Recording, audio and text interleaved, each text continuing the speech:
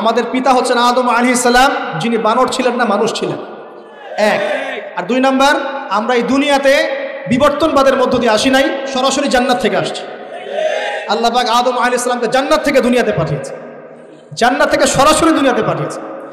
বরং কোরআন এর উল্টা কথা বলেছে। কি কথা? কোরআন সূরা বাকারায় বলছে একটা জাতি ছিল, তার নাম বনু ইসরাঈল। কি নাম? এই বনু ইসরাঈলের মধ্যে একটা দলকে আল্লাহ পাক বলেছিলেন শনিবারের দিনে মাছ ধরবে না। কি বলেছেন? শনিবারে, এই যে সাগর আছে আপনাদের মনে করেন, শনিবারে মাছ ধরবেন। তো বনু ইসরাঈল বেশি চালাক, অতি চালাক, যারা ওই যে প্যালেস্টাইন দখল করে বসে আছে, ওরা দাবি করে আর কি, আসলে এরা সত্যিকারের বনু ইসরাঈল নয়, এরা ইউরোপিয়ান জিউস, এরা কিন্তু সত্যিকারের বনু ইসরাঈল নয়। এখন এরা অতি চালাক, মাছ ধরে নাই, কিন্তু মাছ ধরার বাদ দিয়ে রাখছে। মাছ আসে, বাদ দিয়ে রাখি, পরে ধরবো। এই পাপের কারণে, এই সীমা লঙ্ঘন করার কারণে সূরা বাকারা এবং সূরা আরাফে আল্লাহ পাক বলেছেন ওই মানুষগুলোকে আল্লাহ পাক বানর বানিয়ে দিয়েছে। তাহলে মানুষ থেকে বানর হয়েছে এই দলিল কোরআনে আছে, পড়ে দেখেন। মানুষ থেকে যে বানর হয়েছে এই দলিল কোরআনে আছে, সূরা বাকারায় আছে, সূরা আরাফের মধ্যেও আছে। শনিবারের সীমা লঙ্ঘন করার কারণে এই অপরাধ, এই পরিণতি আল্লাহ পাক কিছু মানুষকে দিয়েছে। তারা এখনো জীবিত আছে কিনা আমরা জানি না, ওদেরকে আল্লাহ পাক মেরে ফেলেছেন না বেঁচে আছে আমরা এগুলো জানি না, কারণ কোরআন এগুলো নিয়ে কথা বলে নাই, এতটুকু কোরআন বলেছে। তবে এখনো কিন্তু বহু বাইরের মানুষ আকৃতির প্রাণীকে আল্লাহ পাক ভেতর থেকে বানর বানিয়ে দিচ্ছেন না। এটা নিয়ে একটা কথা বলতে চাই, সেটা হলো কিয়ামতের আগে আগে আরও কিছু মানুষকে আল্লাহ পাক কিন্তু শূকর এবং বানরে পরিণত করবে। এই হাদিসটা কি জানেন? হাদিসটা শুনে রাখেন, এটা আখিরুজ জামান বা কিয়ামতের আলামত সংক্রান্ত হাদিসগুলোর মধ্যে পাবেন। আল্লাহর রাসূল সাল্লাল্লাহু আলাইহি ওয়াসাল্লাম বলেছেন কিয়ামতের আগে আগে আমার উম্মতের মধ্যে, ভালো করে শোনেন, কিয়ামতের আগে আগে আমার উম্মতের মধ্যে একদল মানুষ বের হবে যারা মদ পানকে হালাল মনে করবে। কাকে? মদ পান করাকে হালাল মনে করবে। যারা বাদ্যযন্ত্র, গায়িকা, নায়িকা এগুলো নিয়ে নর্তকী নাচাবে রাতের বেলা, এগুলোকে হালাল মনে করবে। যারা অশ্লীলতা, বেহায়াপনাকে জায়েজ করে নিবে, ঠিক আছে, এরকম কয়েকটা পাপের কথা বলে নবীজি বলছেন একদিন সকালবেলা আল্লাহ পাক তাদেরকে ঘৃণিত বানরে পরিণত করবে। এটা হবে সামনে, কখন কিভাবে হবে আল্লাহ ভালো জানে। এবার আমি কনসেপ্টে চলে আসি। এই যে পৃথিবীতে নেমে আসলাম, তাহলে আমরা কোত্থেকে আসছি ভাই? আমরা কি পৃথিবীর অধিবাসী ছিলাম? আমরা জান্নাতে ছিলাম, ওখান থেকে আল্লাহ পাক পাঠিয়েছে। এবার পৃথিবীতে এসে আদম আলাইহিস সালামের যুগে খুব একটা দুর্ঘটনা ঘটে নাই, একটা ঘটেছে। কয়টা? একটা। ভাই হাবিলের কুরবানি কবুল হয়, কাবিলের অন্তর্দাহ হয়, জ্বালা হয়। কেন হাবিলেরটা কবুল হবে, কাবিলের কেন হচ্ছে না? এই হিংসার বশবর্তী হয়ে কাবিল হাবিলকে হত্যা করে ফেলে। হত্যা করে লাশটা দাফন করার পদ্ধতিও তার জানা ছিল না। আল্লাহ কাককে পাঠালেন, কাককে দেখে সে শিখল। প্রথম দুর্ঘটনা হচ্ছে হাবিল কাবিলের দুর্ঘটনা। বলে রাখি, আজকেও নিজের ভাইয়ের বেশে বহু কাবিল মুসলিম সমাজের মধ্যে ঘুরে বেড়ায়। নিজের ভাইয়ের লেবাজে, পোশাকে, সুরতেই বহু কাবিল এখনও কিন্তু মুসলিম সমাজে ঘুরে বেড়ায়। তো আমরা কাবিলদেরকে কাবিলের পরিণতি সম্পর্কে সচেতন করতে চাই। হাবিল বলেছিল তুমি যদি আমাকে মারতে আসো আমি তোমাকে মারার জন্য হাত বাড়াবো না। হাবিল জান্নাতে যাবে আর কাবিল জাহান্নামে যাবে। কেন কাবিল জাহান্নামে যাবে? নবীজি বলেছেন পৃথিবীর প্রথম হত্যাকাণ্ড সংগঠিত করেছে কাবিল। এ কারণে পৃথিবীতে যত খুন হবে সমস্ত খুনের পাপের একটা অংশ কাবিলের আমলনামায় যোগ করা হয়। বলে নাউজুবিল্লাহ। একটা কথা মনে রাখবেন, সদকায়ে জারিয়া যেমন আছে, গুনাহে জারিয়াও আছে।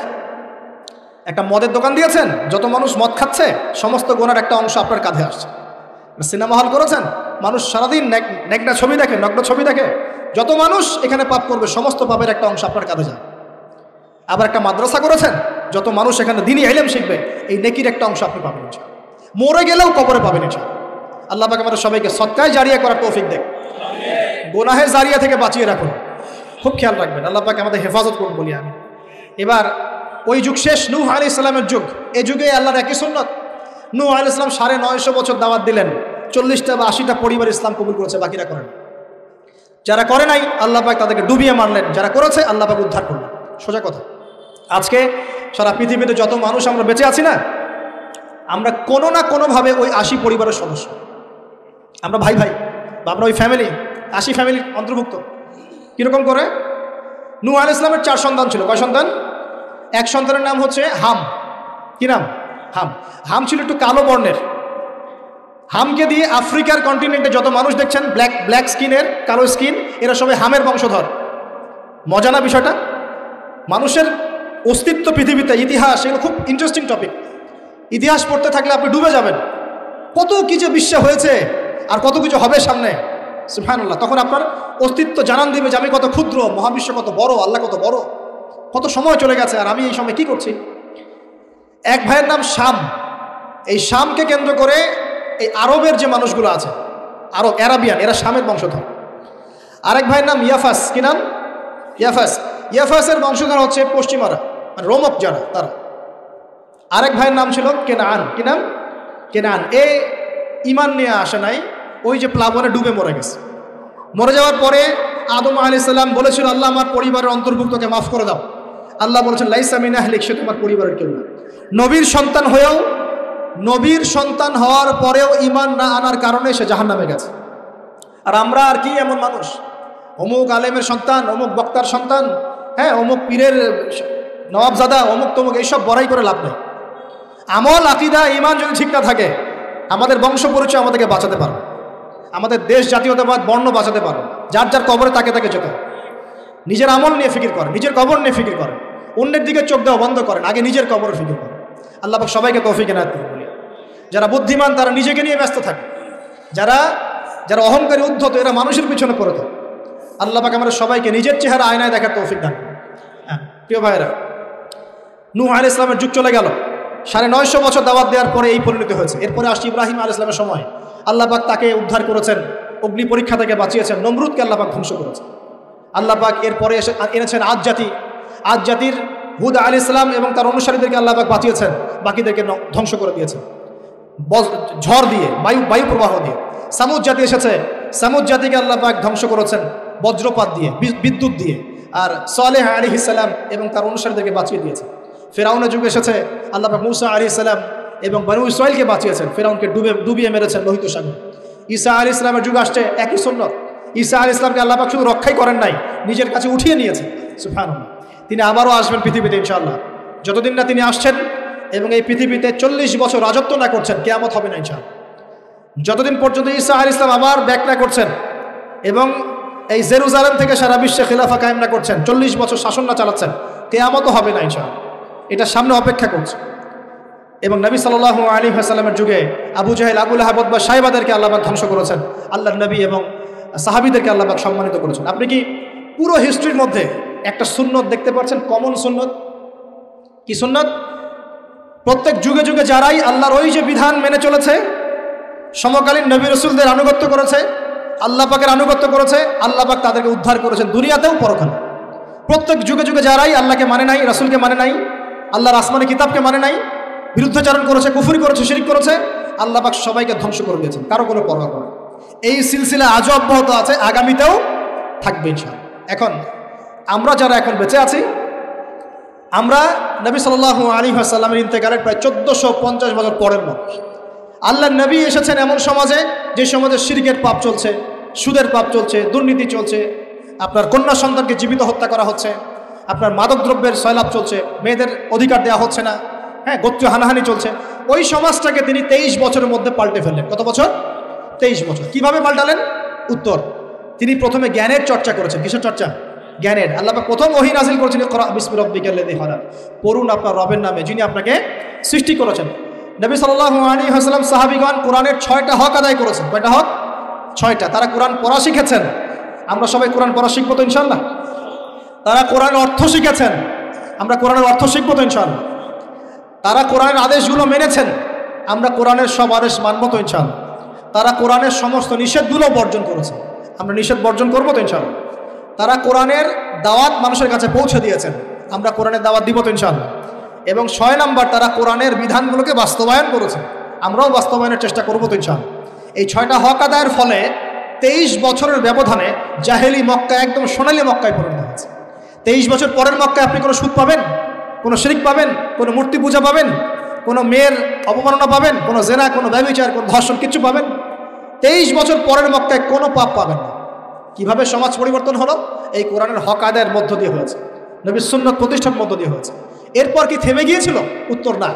এরপর আবু বকর সিদ্দিকের যুগ এসেছে, প্রায় 2 থেকে 2.5 বছর তিনি শাসন কার্য চালিয়েছেন। ওই যুগে কি মানুষ আবার খারাপ হয়ে গিয়েছিল? উত্তর, না। বরং ইসলাম আরও বেগবান হয়েছে, আলহামদুলিল্লাহ। এরপর এসেছে ওমর রাদিয়াল্লাহু আনহুর যুগ। কত বছর? প্রায় 10 বছর। কত বছর? 10 বছর। এই 10 বছরে কি মুসলিমরা আবার খারাপ হয়ে গিয়েছিল?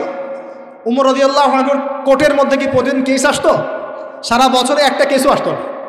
মানুষ এত ভালো ছিল, সারা বছরে একটা কেসও আসতো।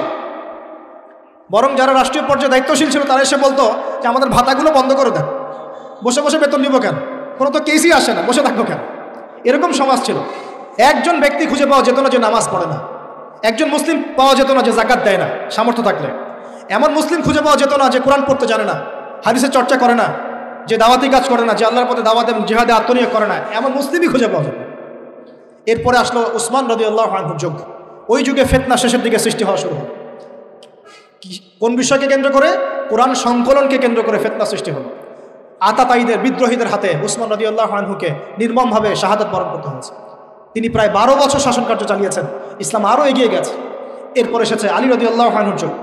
আলী রাদিয়াল্লাহু আনহুর খেলাফতে ওই উসমান রাদিয়াল্লাহু আনহুর ঘটনাকে কেন্দ্র করে, হত্যাকাণ্ডকে কেন্দ্র করে মুয়াবিয়া রাদিয়াল্লাহু আনহু এবং আলী রাদিয়াল্লাহু আনহুর মাঝখানে একটা ব্যাটল, একটা যুদ্ধ হয়ে গেছে। এর নাম হলো সিফফিনের যুদ্ধ। কিসের যুদ্ধ? সিফফিন। যাই হোক, এক পর্যায়ে আলী রাদিয়াল্লাহু আনহুকে এরকম বিদ্রোহীদের হাতে, খারেজিদের হাতে শহীদ হতে হয়। বলেন ইন্না লিল্লাহি ওয়া ইন্না ইলাইহি রাজিউন। তারপরে হাসান রাদিয়াল্লাহু আনহু অল্প কয়েকদিন শাসন কার্য চালান। তারপর উম্মার ঐক্যের খাতিরে তিনি তার শাসন কার্যের ভারটাকে মুয়াবিয়া রাদিয়াল্লাহু আনহুর হাতে সুপর্দ করে দেন, যা ছেড়ে দিলেন। মুয়াবিয়া রাদিয়াল্লাহু আনহুর সময় থেকে উমাইয়াদের শাসন শুরু হয়। উমাইয়ারা শাসন করেছে প্রায় 132 হিজরি পর্যন্ত। কত হিজরি? 132 হিজরি পর্যন্ত, প্রায় 92 ইয়ার্স, 92 বছর তারা শাসন করেছে। এ সময় ইসলাম আরও এগিয়ে গেছে, পিছিয়ে যায় নাই। ফিতনা এসেছে, দমন করা হয়েছে। মুসলিমরা বীর দর্পে বিশ্বের বুকে শাসন কার্য চালিয়েছে। এরপর এসেছে আব্বাসীয়দের খেলাফত। জাব নদীর যুদ্ধে উমাইয়াদের পরাজয়ের পরে আব্বাসীয়রা ক্ষমতায় আসে। তারাও ইসলামকে এগিয়ে নেওয়ার চেষ্টা করছিল, ইসলাম এগিয়ে যাচ্ছিল, জ্ঞান বিজ্ঞানের প্রসার হচ্ছিল। আলহামদুলিল্লাহ, ইসলাম পিছিয়ে যায় নাই, মুসলিমরা পিছিয়ে যায় নাই, সারা বিশ্বে দাপটের সাথে আমরা চলেছি। তারপর আস্তে আস্তে ওই আব্বাসীয়দের পতন শুরু হলো। কাদের হাতে? এই তাতারিদের হাতে, মঙ্গোলিয়ানদের। মাত্র 40 দিনের ব্যবধানে পুরো বাগদাদের মধ্যে প্রায় 20 থেকে 25 লক্ষ মানুষকে হত্যা করা হয়েছে। বাইতুল হিকমা ধ্বংস করে দেওয়া হয়েছে, লাইব্রেরি ধ্বংস করে দেওয়া হয়েছে, বইপত্রকে নদীতে ফেলে দেওয়া হয়েছে। তারা ছিল উগ্র জাতি। মঙ্গোলিয়ানদের নাম শোনেন নাই? হালাকু খান নাম শুনেছেন? চেঙ্গিস খান, হালাকু খান নাম শোনেন নাই? ওদের হাতে মুসলিমদের ব্যাপক দমন পীড়ন সহ্য করতে হচ্ছে। এভাবে যুগে যুগে তারপর ক্রুসেডাররা আসছে। ক্রুসেড, 1টা 2টা 3টা ক্রুসেড হচ্ছে। আস্তে আস্তে উসমানীয়দের রাইজিং হয়েছে, ফাতেমি খেলাফত এসেছে, মামলুকদের শাসন এসেছে, এদিকে মোগলরা শাসন করেছে, কর্ডোভার দিকে আব্দুর রহমান তারা শাসন করেছে। মানে এক কথায় সারা বিশ্বে মুসলিম শাসন ছিল। অটোমান এম্পায়ার 1923 এই সময়ের দিকে, 1914 থেকে 1923 এই সময় পর্যন্ত অটোমান এম্পায়াররাই বিশ্বে ছিল। তারপর প্রথম বিশ্বযুদ্ধে যখন তারা রাশিয়ার পক্ষ নেয়, এরপরে ব্রিটেন যখন জয়লাভ করে, এই সময় থেকে মুসলিমদের ডমিনেটেড হওয়ার সময়টা শুরু হয়েছে। তারপরে মুসলিমরা আস্তে আস্তে রাষ্ট্র ভাগ করে ফেলেছে।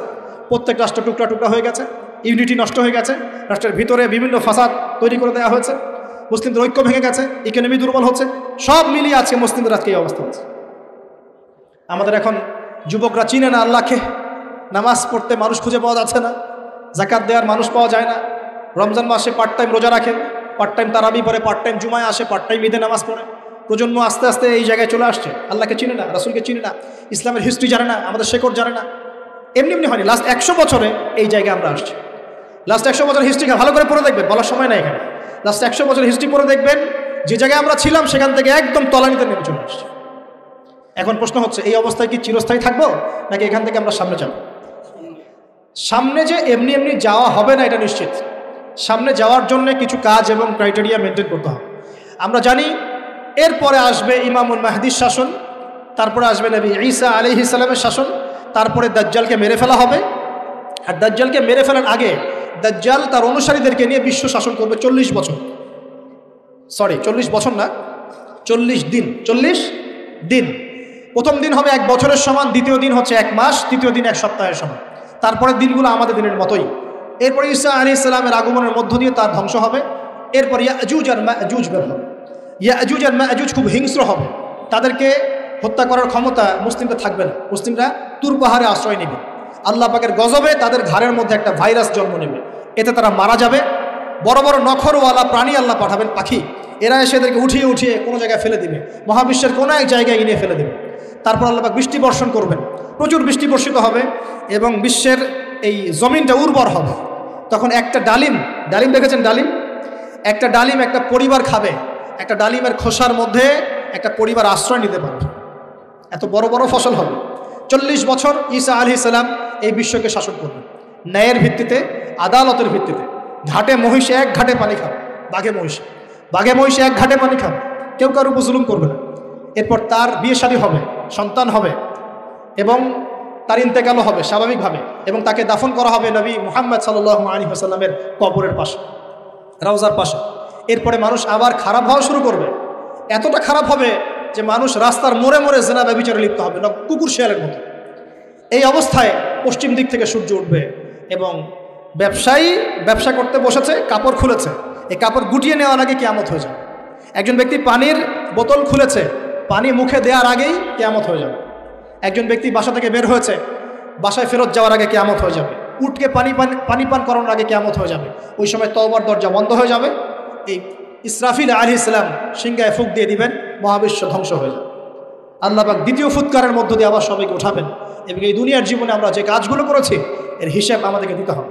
সেদিন যদি আমরা আল্লাহর কাছে প্রত্যেকটা কাজের হিসাব দিতে পারি, কোরআন সুন্নাহর উপর থাকতে পারি, আল্লাহর বিধিবিধান মেনে চলতে পারি, এই কারাগারের জীবনে আল্লাহর বিধান মেনে চলতে পারি, ইনশাআল্লাহ যে জান্নাত থেকে আসছি আবার সেখানে ফিরে যাবো। আর যদি ওই দিন আমরা হিসাব দিতে ব্যর্থ হই, আল্লাহ না করুক, তাহলে ওই ইবলিসের সাথে, তার অনুসারীদের সাথে আমাদের সবাইকে জাহান্নামে থাকতে হবে বলে নেওয়া। এভাবে হিস্ট্রি শুরু হয়েছে, হিস্ট্রি শেষ হবে। এই দুনিয়া চিরস্থায়ী হবে না, আর আমাদের অবস্থা এমন থাকবে না। এখন শেষ কথা হচ্ছে, এই অবস্থা থেকে উত্তরণের জন্য আমাদের কি করণীয় আছে? উত্তর, আমাদের প্রথম দরকার জ্ঞান চর্চা। কি দরকার ভাই? জ্ঞান চর্চা, প্রচুর জ্ঞান চর্চা প্রয়োজন। জ্ঞান নাই কিছুই করতে পারবে না। দ্বিতীয় কাজ হলো আমাদের সবার দরকার জানা অনুযায়ী আমল করা। জানা অনুযায়ী আমল করা, যে যত বেশি জানি আমল করার চেষ্টা করি, আল্লাহ পাক তৌফিক দান করুন। এরপর দরকার আদর্শ পরিবার গড়ে তোলা। পারিবারিক আদর্শ সুন্দর হলে পরে সমাজটা সুন্দর হবে ইনশাআল্লাহ। আল্লাহ পাক আমাদের সবাইকে আদর্শ পরিবার গড়ার তৌফিক দান। দিনদার মেয়েকে বিয়ে করবেন, দিনদার ছেলেকে বিয়ে করবেন, অল্পে তুষ্ট থাকবেন, পরিবারের বিষয়ে সবর করবেন এবং সন্ততিদেরকে মানুষ করে যাওয়ার চেষ্টা করবেন। এরপর দরকার আমাদের হালাল রিজিক। সবাই যদি হালাল রিজিকে সন্তুষ্ট থাকি, সমাজের মধ্য থেকে অন্যায় এমনি অটোমেটিক কমে যাবে ইনশাআল্লাহ। প্রত্যেকটা কাজ করার আগে চিন্তা করব কিভাবে করলে হালাল হবে, কিভাবে করলে হারাম হবে ইনশাআল্লাহ। এরপর দরকার নবী সাল্লাল্লাহু আলাইহি ওয়াসাল্লামের সুন্নাহ মাফিক জীবন গড়া। 24 ঘন্টার দিন রাতে যে কাজগুলো আছে, এই কাজগুলোকে নবীর সুন্নত অনুযায়ী করার চেষ্টা করব, আল্লাহ পাক তৌফিক দান করুন বলি। আরও দরকার আমর বিল মারুফের কাজ করা, মানে সৎ কাজে আদেশ করা। আমাদের সবাইকেই দাওয়াতি কাজ করতে হবে।